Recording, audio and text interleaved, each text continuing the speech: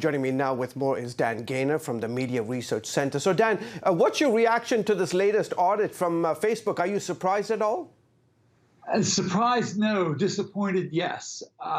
Here we are.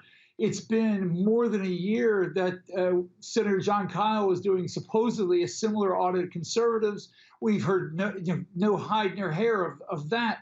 But this is the second time we've seen Facebook wrap its arms around the product of the former head of the ACLU and 90 liberal groups, all getting basically control of the most powerful social media company in the history of mankind.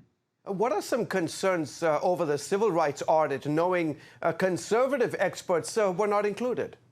Well, first of all, calling it civil rights is one of those one of those misnomers. They're leftist groups. That's what it is. And what this audit did is it gives them control of every aspect of Facebook organization. It creates sort of what they call a civil rights infrastructure, and the overarching across the entire organization, everything from content, the product itself, advertising, and even human relations. So basically, the hiring and firing. This is an organization that's already stocked with liberals, and now liberals are going to control more of who they hire. What can Facebook do to make some positive changes for not just conservatives, but also liberals?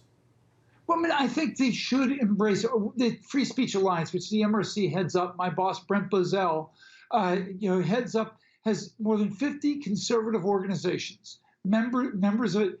And we call for several things of transparency and such. But if you sum it up into the fourth item that we call for, and that is for them to embrace the ideals of the First Amendment.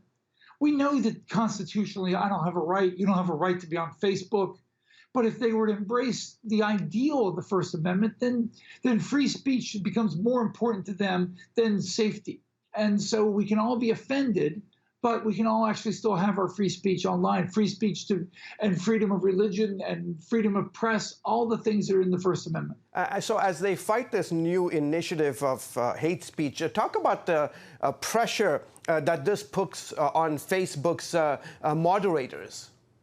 Well, what's happened is there's global pressure, first of all, that there's numerous organizations or numerous countries that have teamed up with these social media companies to try to restrict speech following the horrific terror attack in New Zealand. And so now what they've done, they've assigned certain key moderators to only look at hate speech. But remember, a lot of what they're doing here is they're saying now they're going to go after not just so-called white nationalism, but they're going after anything that looks like that. Well, according to the left, anybody who voted for Donald Trump, 60-some million Americans, well, then, according to the left, many of the organizations that Facebook is probably consulting with, they consider that to be hate speech, rooting for Donald Trump. So that's the danger here. Once you start censoring in bulk like they're doing, there's no end to it. Yeah, real quickly, last few seconds, where else have you seen this kind of obvious bias?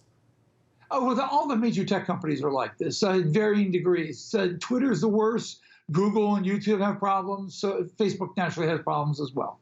And as always, pleasure to have you on the show, and a happy 4th to you. Thank you. Happy